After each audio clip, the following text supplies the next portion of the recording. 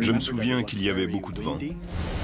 Alors qu'un typhon approche de Taïwan, un Boeing 747 décolle de l'aéroport Chiang Kai-shek. V1. V1. Le risque d'avoir un accident est infinitésimal. À un moment donné, c'est parti hors de contrôle.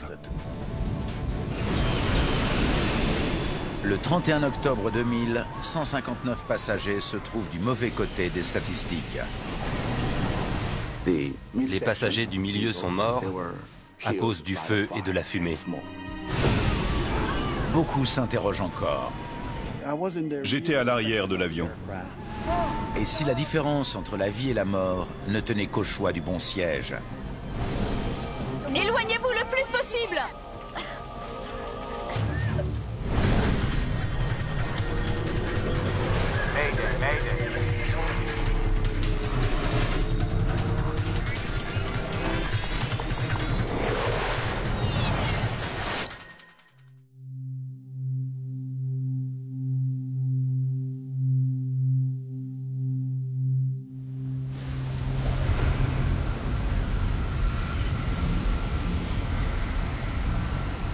Le vol Singapore Airlines 006 s'apprête à décoller de l'aéroport Chiang Kai-shek sous une pluie battante et des vents violents. Taïwan se trouve dans la tristement célèbre allée des typhons.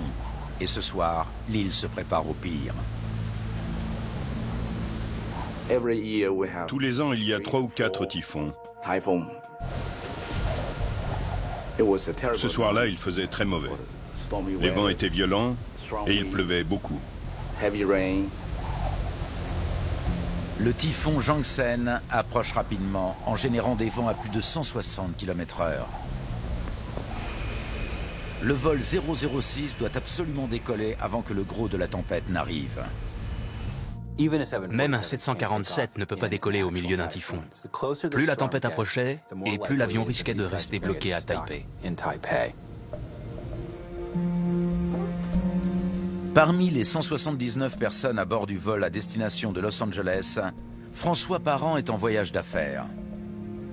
Je prends souvent l'avion, donc la météo ne m'inquiétait pas. Je n'avais jamais eu de soucis jusque-là. François Parent a demandé une place donnant sur le couloir. La seule qui reste se trouve à la rangée 65, l'avant-dernière de l'avion. Il ne se doute pas encore de l'importance que ce choix va avoir.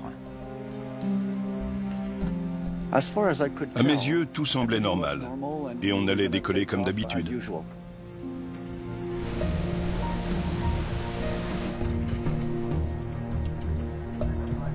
Singapour 6, vent de surface de 2,0 à 2,4. Rafale à 4,3. Roger, merci. Préviens-moi si ça monte à 30. Si le vent latéral atteint les 30 nœuds, l'équipage devra annuler le décollage. Quand on s'est dirigé vers la piste, je me souviens qu'il y avait beaucoup de vent et que l'avion bougeait de gauche à droite.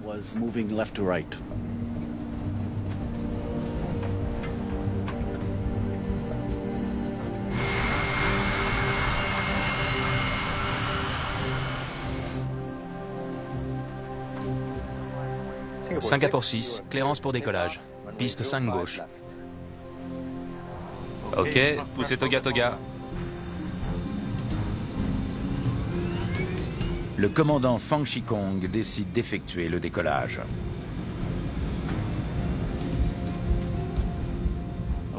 Je prends les commandes. Le 747 accélère pour atteindre sa vitesse de décollage, 290 km/h. V1. V1. Alors que l'avion accélérait, à un moment donné, c'est parti hors de contrôle.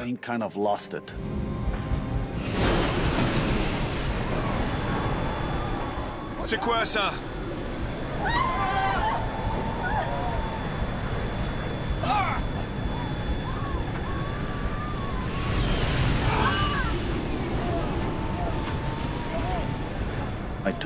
Je me suis mis en position de sécurité et ensuite j'ai senti l'avion tournoyer. C'était comme dans un manège. J'ai cru mourir. Les réservoirs de l'avion sont remplis de 125 tonnes de carburant. Il s'embrase immédiatement.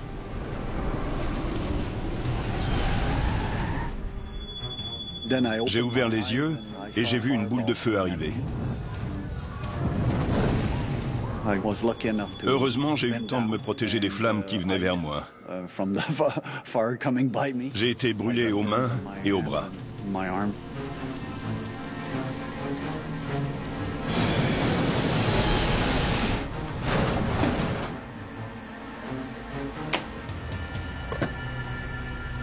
Véhicule de secours à la piste 5 gauche. Singapour 6, vous me recevez? Singapour 6. Il faut sortir.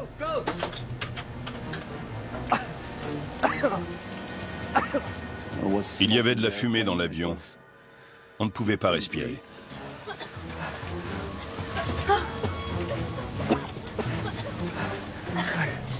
Dépêchez-vous d'aller vers l'avant. Une fois dehors, éloignez-vous le plus possible.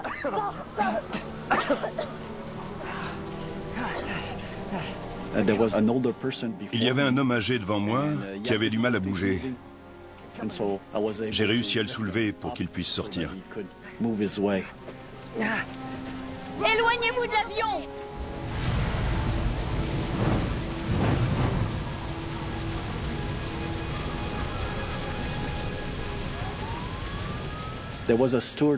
Une hôtesse m'a montré dans quelle direction aller. Et on nous a demandé de courir le plus vite possible. Les pompiers luttent à la fois contre les flammes et la tempête.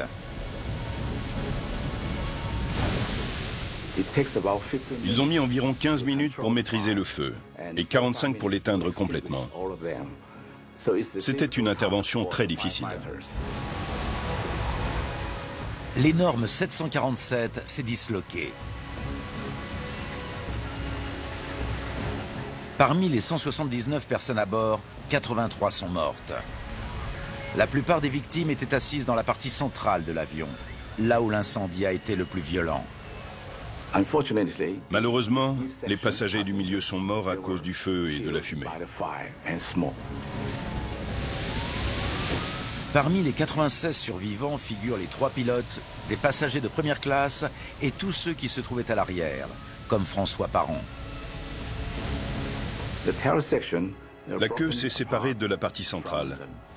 Le feu était moins violent à l'arrière et la plupart de ces passagers ont survécu.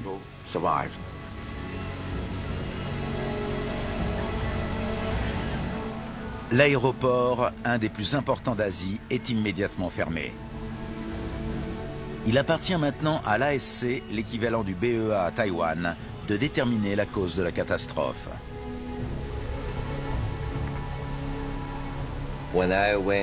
Quand je suis arrivé sur les lieux, j'ai vu les débris éparpillés sur la piste. Et la plupart avaient été brûlés par l'incendie post-impact.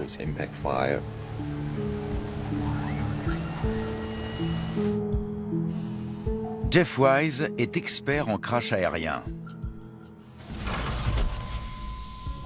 Quand on enquête sur un crash, il faut être ouvert à toutes les hypothèses. On doit se dire que tous les facteurs sont à prendre en compte. Mécanique, humain, météorologique, ou que sais-je encore. Une grande partie des débris se trouve sur une piste voisine de la piste 5 gauche. D'emblée, les enquêteurs se demandent si le vent a pu faire dévier l'avion. Il faisait très mauvais sur toute l'île de Taïwan. À l'aéroport, les rafales pouvaient atteindre 50 ou 60 nœuds. Avec l'arrivée du typhon, les vents se font plus violents encore, rendant le travail des enquêteurs quasi impossible. En cas de tempête, c'est très difficile de travailler à l'extérieur sur le site du crash. Avec ce vent, on pouvait à peine tenir debout sur la piste.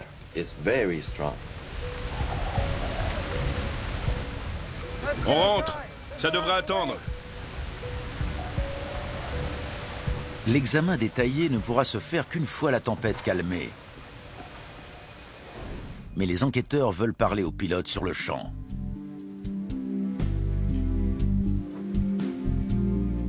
Thomas Wang est le spécialiste en facteurs humains de l'ASC.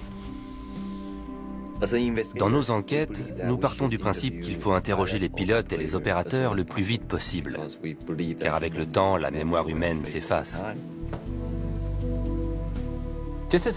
Tout comme une machine a des modes de défaillance, des cas dans lesquels elle lâchera presque à coup sûr, un homme a de fortes chances de craquer psychologiquement dans certains cas. C'est cela que cherche l'enquêteur en facteurs humains. Fang Shikong, le commandant de bord, est interrogé dans les heures qui suivent l'accident. Que s'est-il passé? On a heurté quelque chose. V1. Quand on a passé le V1, il y a quelque chose. C'était sur la piste. Vous savez ce que c'était? Non. On ne voyait pas le bout de la piste. Qu'est-il arrivé après? On a voulu freiner, mais trop tard. On a ordonné l'évacuation, mais l'intercom était mort. Évacuez! Allez, allez, on sort! On a essayé de faire descendre tout le monde rapidement, mais le feu était trop violent. Il y avait quelque chose sur cette piste. L'enquête s'éloigne de la piste météorologique pour se concentrer sur cet obstacle potentiel. Mais avant d'avoir des réponses, il faut attendre que la tempête se calme au-dessus de Taipei.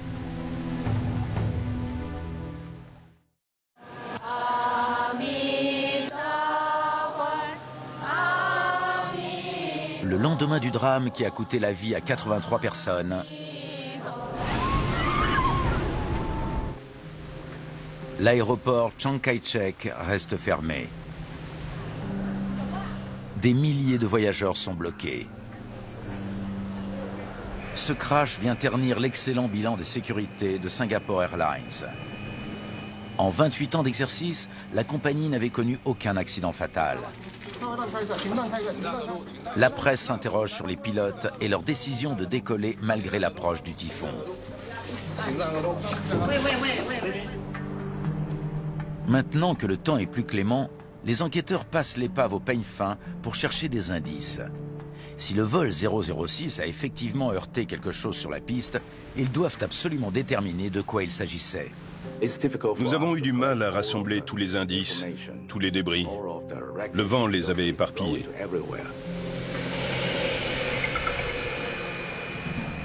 Les accidents au décollage peuvent impliquer plusieurs avions.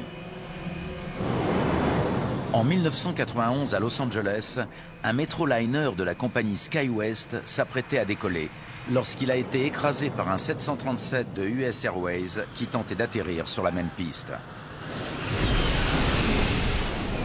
34 personnes ont perdu la vie.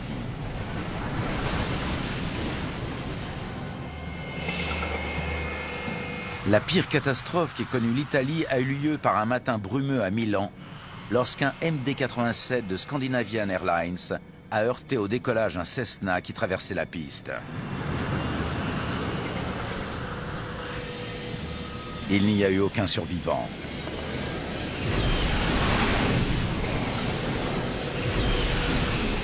« 118 personnes ont trouvé la mort. Des traces d'un autre avion? Et aucun avion manquant. À l'aéroport Chiang Kai-shek, cette hypothèse est rapidement écartée. Les débris ne semblent provenir que d'un seul appareil, le vol 006. Pas d'autre avion. Les enquêteurs doivent identifier des milliers de débris.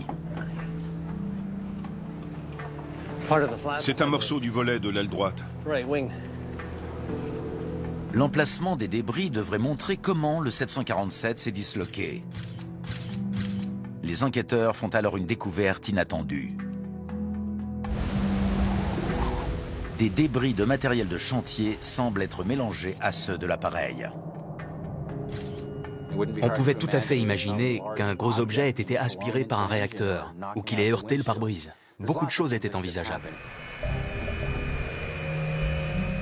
L'aéroport Chiang Kai-shek a 3 pistes. La piste numéro 6 est tout au sud. La piste 5 gauche est celle que le vol de la Singapore Airlines a empruntée. La 5 droite se trouve à la parallèle, mais elle est fermée pour travaux. Les enquêteurs commencent à penser que du matériel provenant du chantier pourrait être en cause. Peut-être que les vents violents ont soufflé quelque chose qui a frappé l'avion. Et celui-ci s'est crashé juste après le décollage. Si tout n'était pas fixé comme il se doit, il est possible que du matériel de chantier se soit retrouvé sur la trajectoire de l'avion.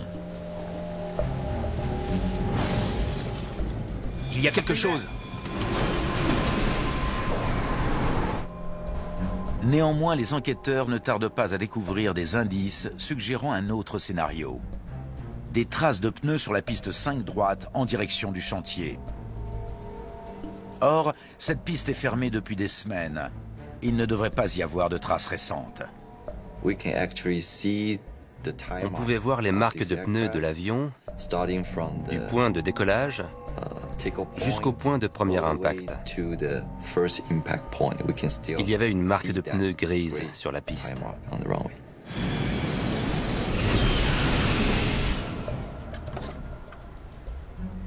La découverte de ces traces mène à une conclusion surprenante. C'est le point d'impact. À la suite d'une erreur incroyable, le vol 006 se serait retrouvé sur la mauvaise piste.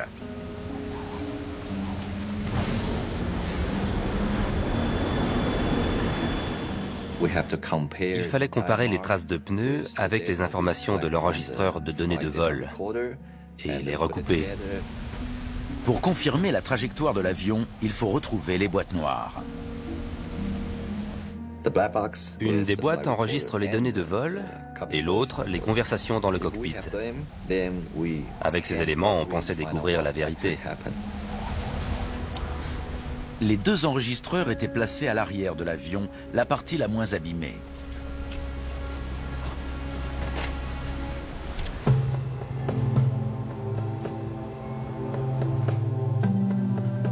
Les enquêteurs peuvent étudier leurs informations dès le lendemain de l'accident. On a récupéré les informations de la boîte noire et on a pu déterminer la position exacte de l'avion. Ils comparent les informations de l'enregistreur de données de vol avec une image satellite de l'aéroport. Leur théorie s'en trouve confirmée. Il était sur la mauvaise piste. Pour une raison inconnue, l'avion s'est retrouvé sur la 5 droite au lieu de la 5 gauche. Il a parcouru 1243 mètres et il a percuté le matériel de chantier. Il était censé être là. Comment a-t-il fini ici? L'hypothèse d'une erreur de piste pouvait sembler peu vraisemblable. C'est le genre de choses qui ne devrait jamais arriver. Les enquêteurs peinent à croire qu'une erreur aussi grossière ait pu être commise. Thomas Wang décide d'interroger à nouveau le commandant de bord. Généralement, on fait un premier entretien juste après l'accident. Puis on attend 1 ou 2 jours et on interroge de nouveau la personne. Parfois, ils sont capables d'en dire plus sur ce qui s'est produit. Avez-vous reçu cette note?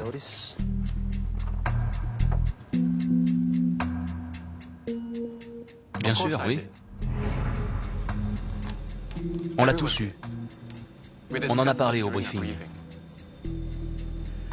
Thomas Wang a découvert que l'équipage avait été informé de la fermeture de la piste 5 droite par une note.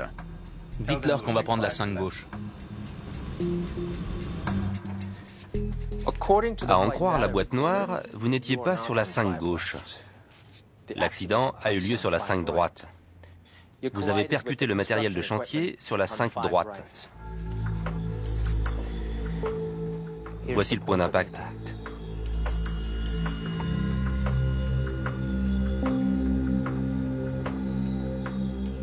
Vous n'étiez pas sur la bonne piste.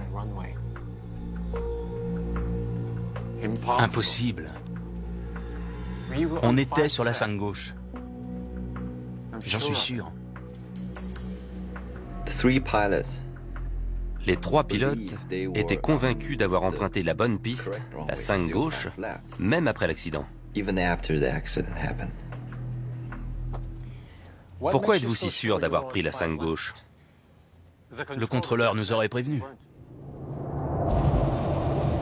Singapour 6, piste 5 gauche, vent de 2-0 à 2-8, rafale 5-0. Cléarance pour décollage. En l'absence d'avion devant eux, les pilotes reçoivent l'autorisation de décoller dès leur arrivée sur la piste. Préparé au décollage, piste 5 gauche, Singapour 6. Les enquêteurs n'arrivent pas à comprendre comment les contrôleurs aériens ont pu ne pas remarquer que le 747 s'était engagé sur la mauvaise piste. Je ne pouvais pas les voir. Il ressort des entretiens avec les contrôleurs que ce soir-là, la visibilité était limitée à 600 mètres environ. Ils ont confirmé être sur la 5 gauche dans leur dernière transmission. 1600 mètres entre la piste et la tour. Ils ne pouvaient pas les voir. Les pilotes ont cru que les contrôleurs observaient leur déplacement. Or, ceux-ci avaient perdu de vue l'avion. Les enquêteurs tentent ensuite de déterminer si les pilotes étaient eux aussi perdus dans la tempête.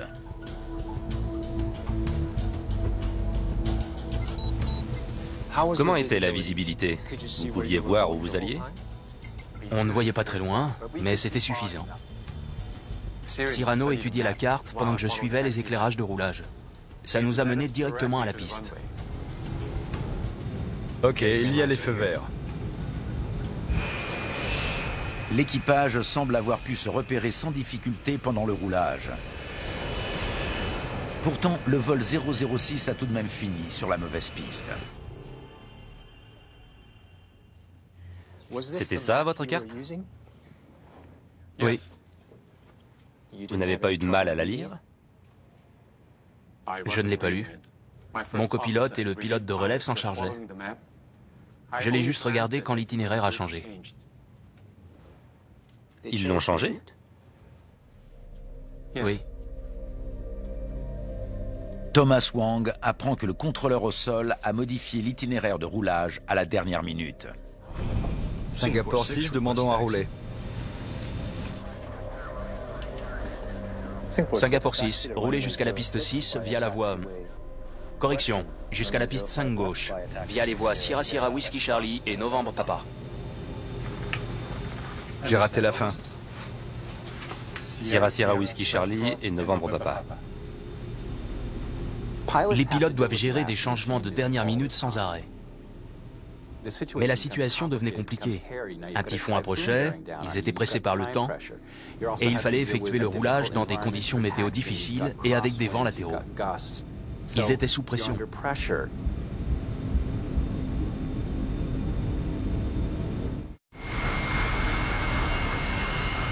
Les enquêteurs ont besoin de savoir comment l'équipage a réagi à la situation. Ils se tournent vers l'enregistreur de conversation. S'il y a eu la moindre confusion dans le cockpit pendant le roulage, la bande pourrait la révéler. Les enregistrements permettent aux enquêteurs de se faire une idée de l'atmosphère qui régnait dans le cockpit. Dites-leur qu'on va prendre la 5 gauche. Que dit le dernier bulletin? Le voilà. De 20 à 36, rafale à 52, ça reste bon. C'est mieux.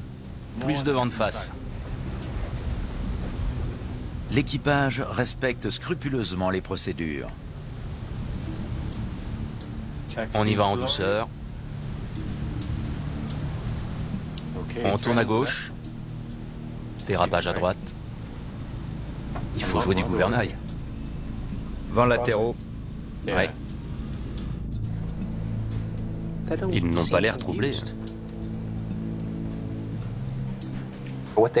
Ils ont entendu un équipage calme, concentré, qui faisait ce qu'il avait à faire. Ils ont suivi la procédure, vérifié la checklist, le vent. Ils ont abordé les questions de sécurité. Mais si les pilotes ont tout fait dans les règles, pourquoi y a-t-il eu un accident?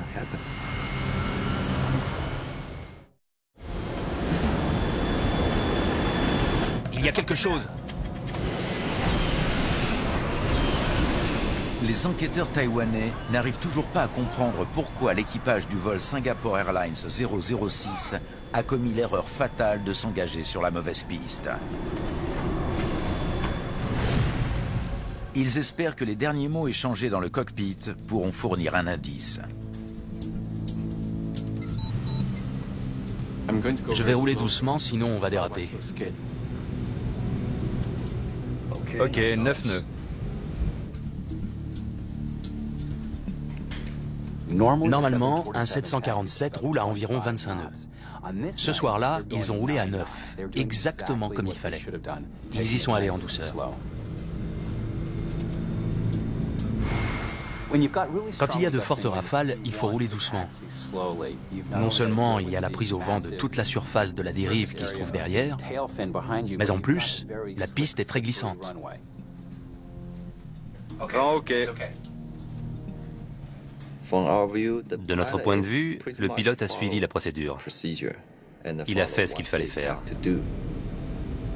La suivante, c'est la N1. Deuxième à droite. Deuxième à droite, c'est ça.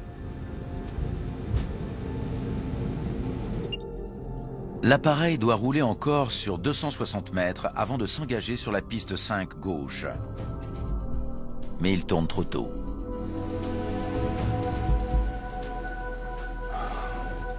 Mais pourquoi ont-ils tourné là?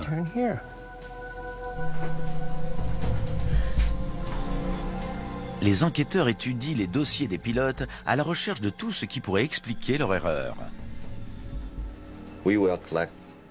Nous avons épluché les dossiers des pilotes sur au moins 3 ans avant l'accident. Le commandant Fang Shikong a fait ses débuts chez Singapore Airlines en tant qu'élève pilote il y a plus de 20 ans. Il a décollé de cet aéroport plus d'une dizaine de fois. Son copilote, Latif Sirano, est un ancien officier de l'armée singapourienne. Il a volé plusieurs fois avec le commandant Kong. Presque toutes ces heures étaient sur des 747. Eun Keng Lang, le pilote de relève, a 8 ans d'expérience et l'habitude des longs courriers. C'était une équipe très expérimentée. Chacun d'entre eux était un bon pilote. Ils avaient tous d'excellents dossiers. Et pourtant, ils ont fait une erreur énorme. Pourquoi les 3 pilotes n'ont pas vu la différence en empruntant la piste 5 droite? Quelque chose a dû mener l'équipage à prendre le mauvais virage. Mais la cause de l'erreur reste un mystère.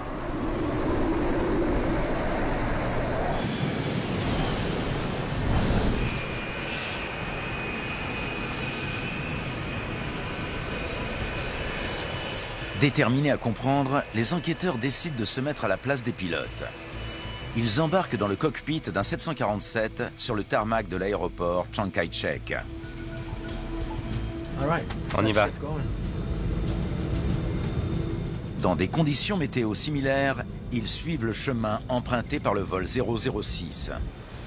Nous voulions mieux cerner l'environnement de travail des pilotes et voir en quoi les conditions extérieures avaient pu affecter leur conscience situationnelle ou leur prise de décision ce soir-là. Les enquêteurs roulent doucement vers la piste 5 gauche, à la même vitesse que le commandant Fang. Bon, tournez sur la N1 en douceur.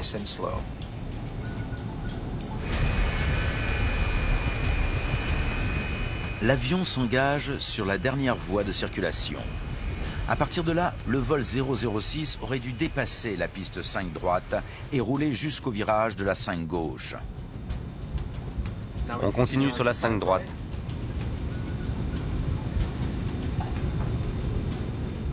Comment ont-ils pu rater ce panneau? Il est énorme.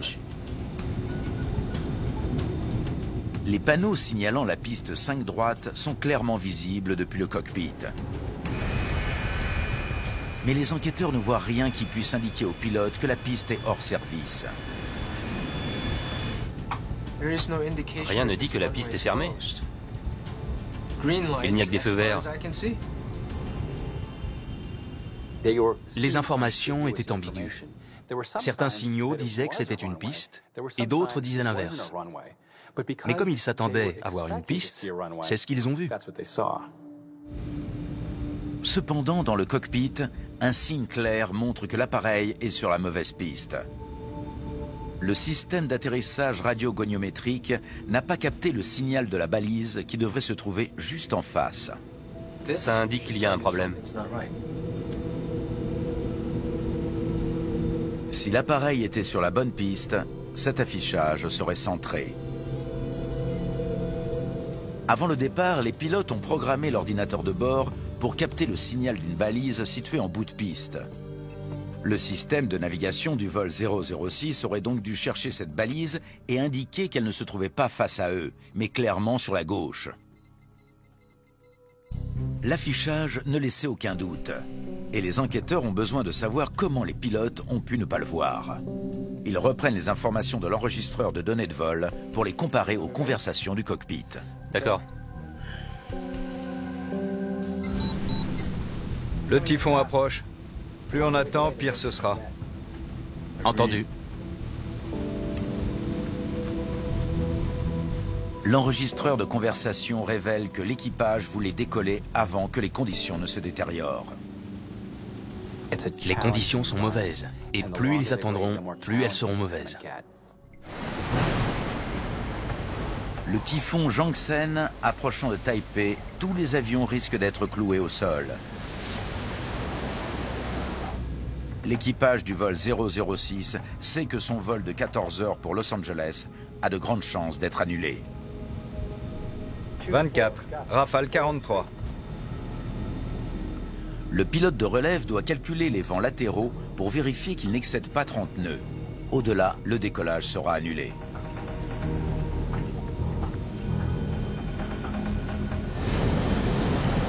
Au décollage, la direction du vent est capitale. Les pilotes cherchent à voler avec un vent de face pour avoir un maximum de portance.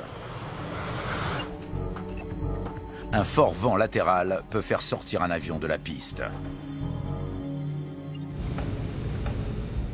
Singapour 6, piste 5 gauche. Vent de 2-0 à 2-8, rafale à 5-0. Clearance pour décollage. À cet instant, l'appareil passe devant les panneaux identifiant clairement les pistes. Les secondes qui suivent constituent la clé de l'énigme.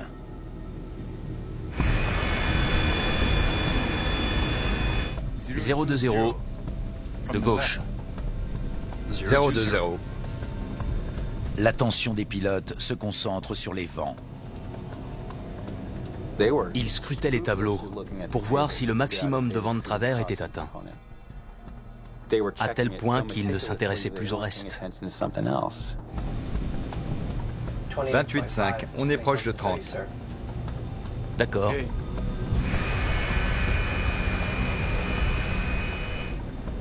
Le commandant roulait à très faible allure. Le copilote vérifiait la checklist d'avant décollage. Et le pilote de relève s'occupait du facteur vent de travers. Donc ils étaient occupés tous les trois. Ils n'avaient pas d'attention à consacrer à la vérification de la piste sur laquelle ils roulaient. Je vais rouler doucement, sinon on va déraper. Ok, 9 nœuds. L'équipage est tellement concentré sur le roulage qu'il ne prête pas attention à l'endroit vers lequel il se dirige.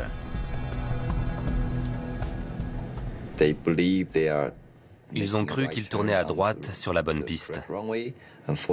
Malheureusement, c'était la piste 5 droite. Il y a un phénomène d'œillère tout à fait classique.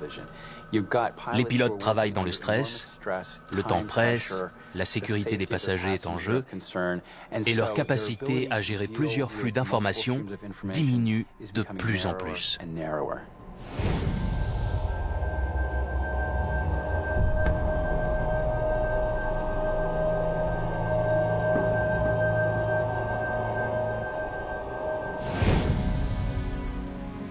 Les enquêteurs se demandent si l'extrême prudence du commandant Fang n'aurait pas joué en sa défaveur. Ok, 9 nœuds. Le commandant a fait très attention à rouler doucement. Le commandant a dit à l'équipage, « Allez-y doucement, faites attention, il faut vraiment se concentrer. » Mais ils se sont concentrés sur les mauvaises choses. L'appareil roulait à 9 nœuds, soit environ 16 km/h. En conséquence, le transit a duré si longtemps que le commandant de bord a pu se croire plus loin qu'il ne l'était réellement. Il s'était passé tellement de temps qu'il a peut-être pensé avoir rejoint la piste 5 gauche. Un des moments les plus déchirants de ce drame, c'est l'instant où ils sont à deux doigts de remarquer qu'il y a un problème. Juste avant le décollage, l'équipage a une dernière occasion d'éviter la catastrophe. Le copilote fait remarquer qu'ils ne sont pas sur l'axe central de la piste. C'est pas aligné. Cela aurait dû alerter l'équipage. C'est rien. On la voit, la piste. Le commandant Fang ignore l'avertissement. L'ironie de cet accident, c'est qu'ils ont décollé dans des circonstances très dangereuses, à la limite de ce que l'avion pouvait supporter. Mais ce n'est pas la tempête qui les a perdus. C'est plutôt la pression qu'elle a générée qui leur a fait perdre de vue l'essentiel, se placer au bon endroit. Prêt. Aileron gauche au vent. Le cerveau humain essaie constamment de se convaincre qu'il a une image complète de ce qui se passe. Et en cas d'information contradictoire, il y a ce qu'on appelle le biais de confirmation, une tendance à privilégier les informations confirmant ce que l'on pense. Je prends les commandes. V1. V1. La suite était inévitable.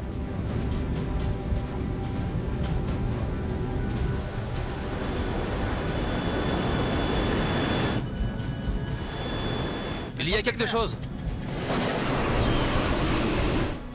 Voilà le point d'impact. Les indices étaient là. Ils les ont ignorés. Le drame aurait été évité si l'équipage avait remarqué ne serait-ce qu'un seul de ces indices. Les raisons qui ont mené le vol 006 sur la mauvaise piste sont désormais établies.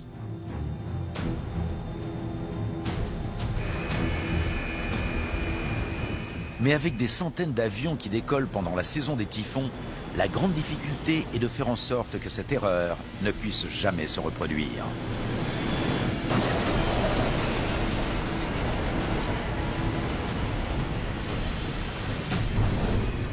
Peu après l'accident, le BEA taïwanais a recommandé une modification des procédures de décollage et de la formation des pilotes. Les communications entre la tour de contrôle et les appareils doivent également se faire plus fréquentes en cas de mauvais temps. Les pilotes signalent désormais chacun de leurs mouvements au contrôleur au moment même où ils l'exécutent. Tournons à gauche sur la voie N1. De nouvelles checklists ont également été mises au point. Elles incluent une étape de confirmation visuelle forçant les pilotes à vérifier qu'ils sont sur la bonne piste avant d'effectuer le décollage. L'aéroport Chiang Kai-shek a été mis en cause pour avoir laissé une piste hors service allumée et ne pas en avoir bloqué l'accès ou clairement signalé sa fermeture. L'aéroport n'était pas conforme aux réglementations internationales. Il manquait les radars au sol capables de signaler à la tour de contrôle où se trouvait l'avion. Dans le transport aérien, les accidents mortels sont les plus puissants moteurs de changement. Suite à la catastrophe, les autorités ont fait installer des radars dans l'aéroport.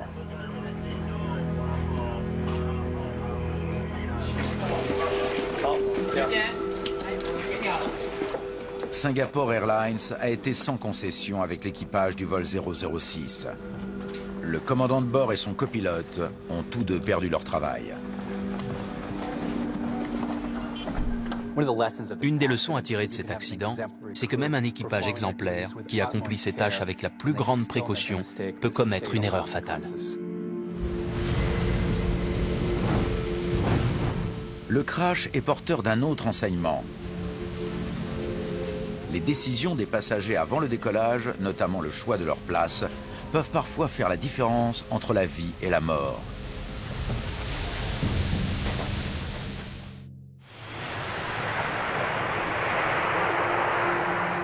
Après son face-à-face avec la mort, François Parent peut se targuer d'avoir eu le réflexe qui sauve.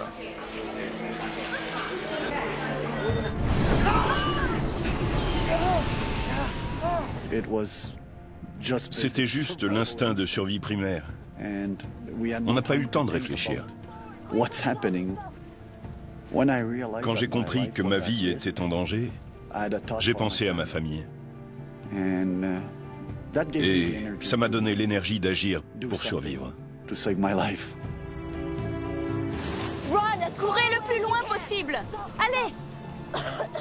On dit que la peur est contagieuse. C'est encore plus vrai dans un environnement clos où les gens sont serrés. Allez vers l'avant! La peur est contagieuse, mais le courage aussi. Venez, suivez-moi.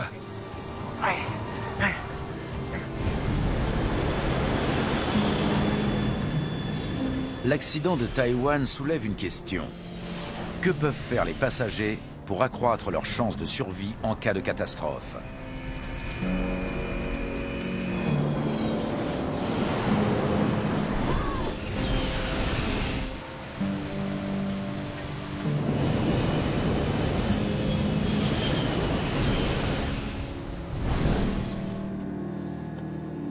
Bien que tous les experts ne se rejoignent pas sur ce point, les statistiques suggèrent que certains sièges sont moins dangereux que d'autres. Les études font apparaître un taux de survie légèrement plus élevé à l'arrière de l'appareil. Lors d'un accident, il arrive que la queue se sépare du fuselage principal et des ailes, où le carburant est stocké. Bien que les opinions varient, certaines statistiques montrent que les passagers assis à l'arrière de l'avion ont un taux de survie de 69%. Au niveau des ailes, le taux descend à 56%. Et à l'avant, les chances de survie sont inférieures à 1 sur 2 avec 49%. Beaucoup d'experts pensent qu'être assis à moins de 5 rangées d'une sortie offre les meilleures chances de survie. Et les places côté allée seraient légèrement plus sûres que côté hublot. J'étais assis côté allée, à l'arrière de l'avion. La plupart des accidents ont lieu au décollage et à l'atterrissage. Donc si vous devez être sur le qui-vive, c'est à ces moments-là. Cet avion dispose de 10 sorties. 4 à l'avant, 4 à l'arrière et une au niveau de chaque aile. Si les passagers écoutent bien les consignes de sécurité, ils savent ce qu'ils doivent faire dans les premières secondes. Ils savent comment quitter l'avion. À chaque siège, il y a un livret de sécurité avec un diagramme qui montre comment rejoindre les sorties. Regardez-le et mémorisez le chemin à faire, car si les choses tournent mal entre la fumée et l'obscurité, vous ne serez plus capable de trouver les sorties.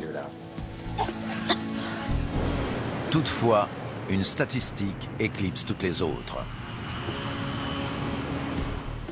Le risque d'avoir un accident est infinitésimal. On a plus de chances d'avoir un accident en conduisant jusqu'à l'aéroport qu'une fois à bord de l'avion.